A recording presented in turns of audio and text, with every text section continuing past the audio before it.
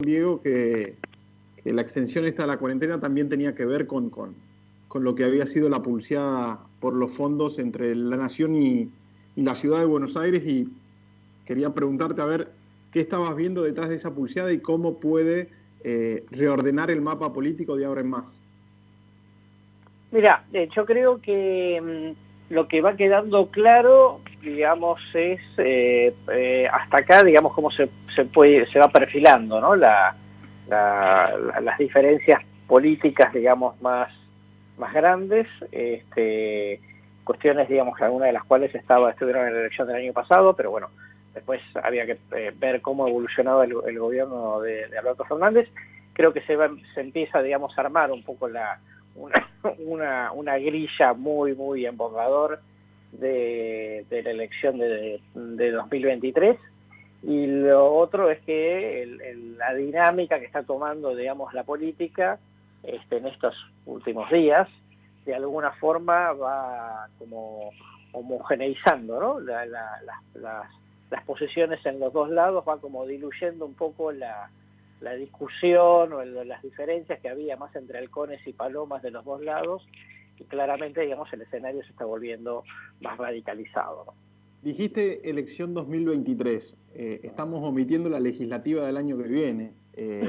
¿Vos sabés que todos estos reacomodamientos apuntan más que nada a la carrera de fondo, a la presidencial, o que las legislativas en este contexto pierden peso? No, digamos, está buena la pregunta. Obviamente todo lo que va a suceder en estos próximos meses, digamos, y todo apunta, digamos, a 2023 en general. Las del año que viene son unas elecciones muy importantes porque, digamos, en esta dinámica van a ser un gran plebiscito sobre el gobierno nacional, tanto, digamos, en el manejo de la pandemia como en la cuestión económica. Y por supuesto, yo creo que las elecciones del año que viene, respecto a los dos grandes espacios, van a ser como una especie de gimnasia, ¿no? Digamos, de ejercicio como para dirimir algunas proyecciones para adelante, no solamente, digamos, en el nivel presidencial, también, digamos, en los candidatos a gobernador en cada una de las provincias. Y, por supuesto, digamos, de alguna manera como un instrumento, ¿no? de los distintos sectores que están en cada lugar respecto de, bueno, quién va a tener un poco preponderancia para conformar esas listas, como un preanuncio de 2023, ¿no? Carlos, hace un rato nada más, Durán Barba, más allá de apreciaciones personales o no, decía, bueno, si hoy fueran las elecciones el gobierno perdería. Primero quería preguntarte si coincidís con esa mirada, y segundo, ¿cuál es el margen que tiene de maniobra el gobierno de cara a las elecciones de medio término, de revertir una imagen que evidentemente viene en caída? Sí. A ver, primero sería muy cauto respecto de si hoy hubiera elecciones perdería, porque todavía el gobierno nacional tiene, digamos, un poco más de imagen positiva que negativa. Es cierto, digamos, que lo importante acá, digamos, no es la foto, sino la película, y siento que la película viene declinando tal cual vos lo señalás, eso en primer lugar. Pero también es cierto que si nos vamos a 4 años atrás, digamos, al septiembre de 2016, que fue el primer septiembre de Macri, cuando ¿A cuánto estaba el dólar? No me acuerdo, pero el punto básico era... entonces, pero vayamos.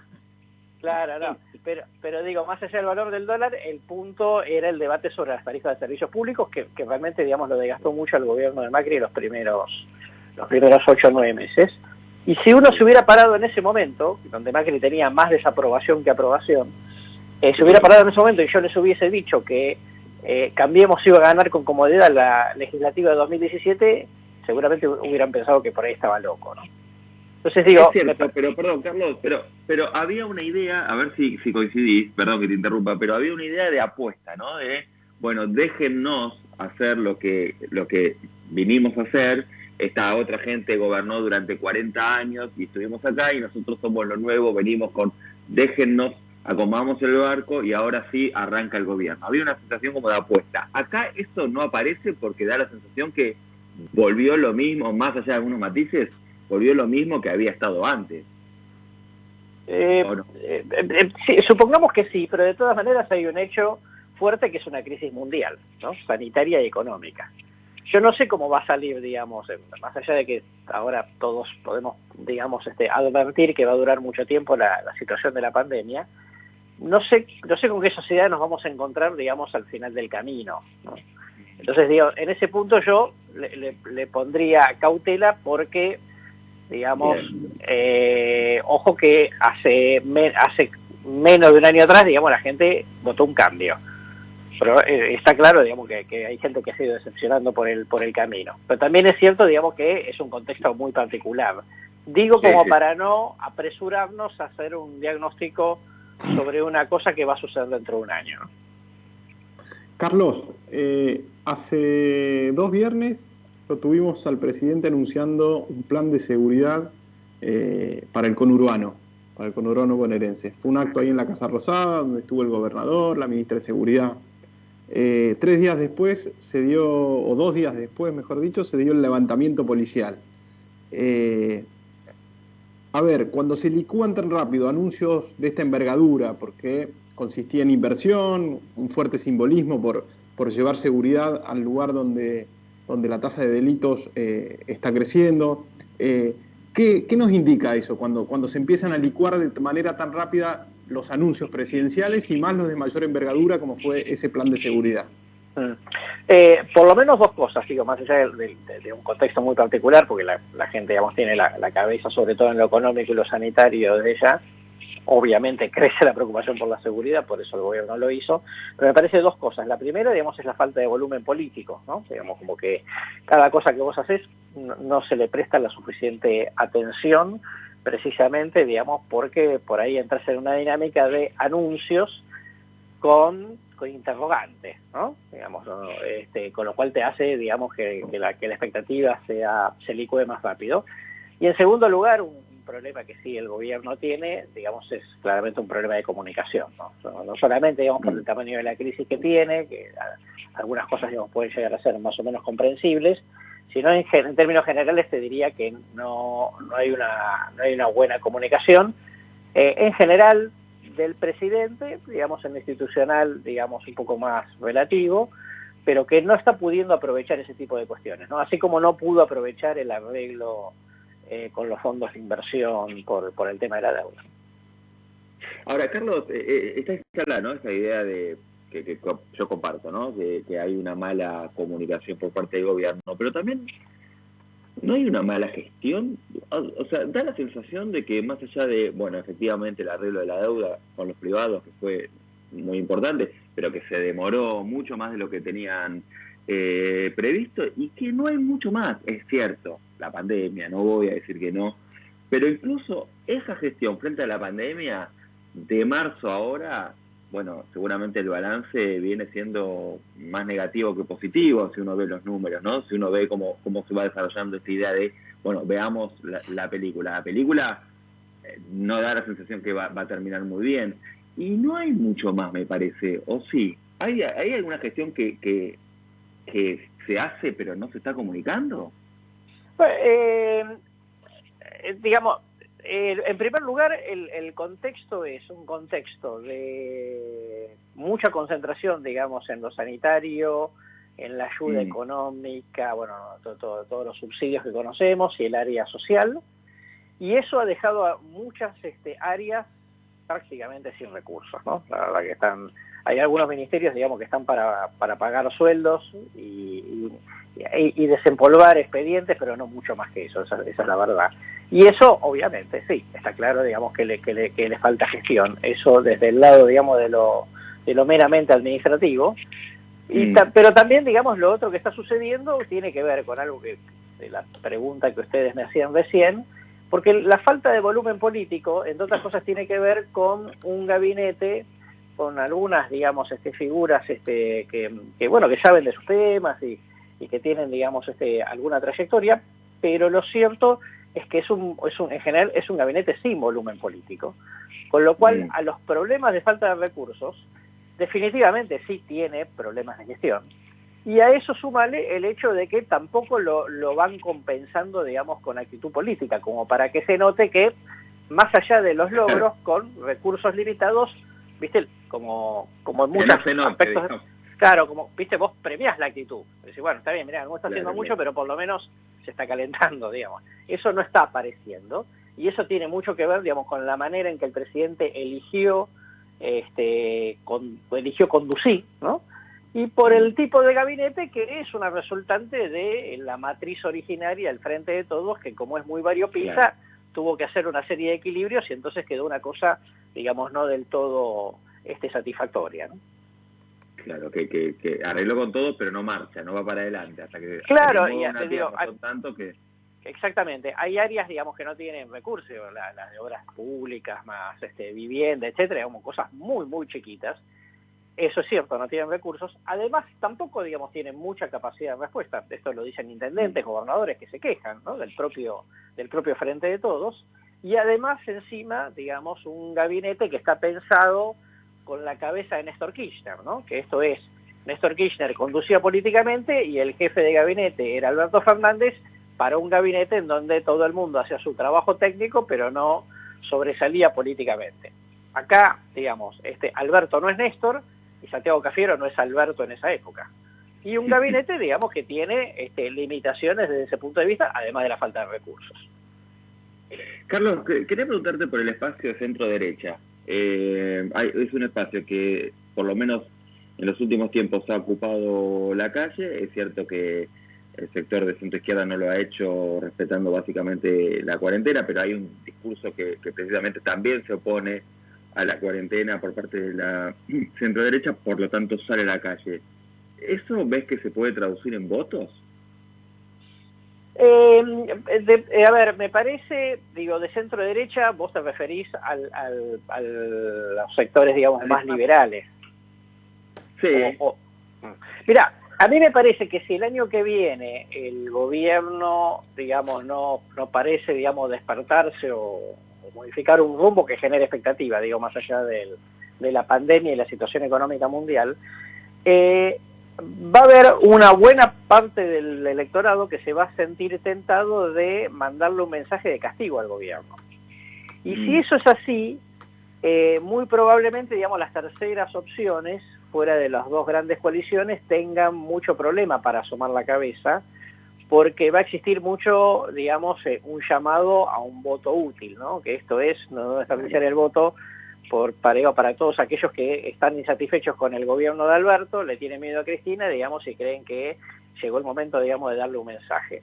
Entonces, no es que no exista sustrato, digamos, ideológico en parte de la sociedad para que esas expresiones existan y se reflejen electoralmente, pero el contexto, si es polarizado, lo va a volver complicado. A ver, Carlos, apareció Cristina en la charla y un poco ahí apuntaba, ¿no? Porque estamos hablando con Carlos Fara acá por Radio Sónica. Usted es un analista político, pero también un gran interpretador e interlocutor con lo que dice la sociedad, ¿no? Y pregunto, porque en el Senado esta semana, la agenda ya hace algunas semanas viene con esto de cuestionar el traslado de jueces que se había dado durante la gestión de Macri. Finalmente se le dio traslado sobre todo a estos tres camaristas que investigaron de alguna manera a Cristina Kirchner. Digo, ¿la sociedad le interesa eso o está más pendiente del curso de la gestión de la crisis sanitaria y económica que de Cristina Kirchner y su tironeo con el Poder Judicial? A ver, desde el punto de vista de las prioridades de la gente, claramente son lo sanitario y lo económico, indiscutiblemente, y ustedes mencionaban el tema seguridad.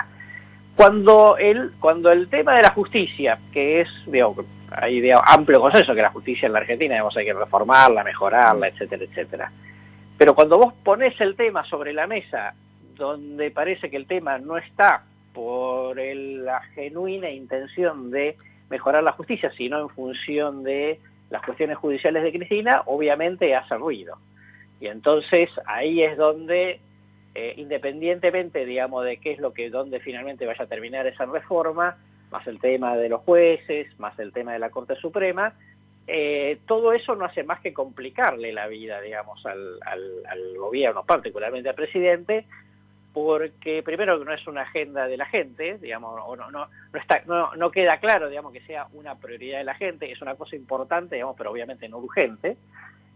Y por el otro lado, el tema de que es una agenda que el presidente lo pone, más allá de que el presidente lo mencionó cuando llegó al gobierno, el 1 de marzo, dijo que hace falta una justicia que no esté ni a favor ni en contra, ni de Macri ni de Cristina, etcétera. Pues la verdad, digamos, es que esto terminó interpretado así por la fuerza de los hechos, porque no es una reforma judicial solamente, sino que efectivamente están los otros componentes. Entonces, yo te diría, todo esto son de una cadena de cuestiones, ¿no? Empezando por el caso Vicentín, que no son prioridades de la gente y que mete ruido a la política y que obviamente lo va deteriorando al presidente. Carlos, te hago la última a propósito de esto que decís, este ruido también que decís que hace, ¿no? ¿Hace también para el sector de Massa? Digo, está instalada esta idea de que Alberto se está cristinizando de alguna manera. Y Alberto, y Sergio Massa es un elemento clave, de hecho sin él seguramente no hubiera llegado Alberto a la presidencia. ¿Mete ruido también interno a ese nivel o lo ves sólido este trípode, estas tres patas, este entramado? No, definitivamente sí mete ruido, digamos, ¿no? Claramente, más allá de que Massa haya sostenido algunas cosas en algún momento, que bueno, que ahora, digamos, por la conformación del Frente de Todos, obviamente le haya bajado el perfil, pero de hecho algunas cosas, digamos, que claramente se dan de patadas con los otros sectores. Massa lo que venía a aportar era un votante no politizado, no ideologizado, digamos, que iba muy sobre ciertos temas concretos, un tema de seguridad entre otros, que era los personajes, digamos, que era ese 8% de intención de voto que tenía Massa en el momento en que se suma el Frente de Todos, que aceptaba que el gobierno de Macri había, digamos, tenido un balance en lo económico, digamos, muy negativo, y que por lo tanto prefirió creer que Alberto era una moderación y que Cristina no iba a tener tanta incidencia. En la medida, digamos, en lo cual Alberto se va radicalizando, claramente esos votantes, digamos, no querían esto que hoy está sucediendo, más allá de la crisis, sino que efectivamente, digamos, estaban buscando otro tipo de agenda y otro tipo de estilo personal, no solamente de agenda, y esos votos, digamos, yo te diría que son los más proclives a irse, como vos me preguntabas hace unos minutos, a votar alguna otra opción, digamos, que signifique que en una legislativa es más sencillo expresar el voto castigo, porque, bueno, no se juegan los ejecutivos. Sí, habrá por ahí más margen para menos voto útil ahí, para jugar un poco. Carlos, un gustazo, te agradecemos mucho el contacto acá con 14 Bis y seguramente charlaremos en otra oportunidad, ¿te parece? Con mucho gusto, que tengan buenas tardes.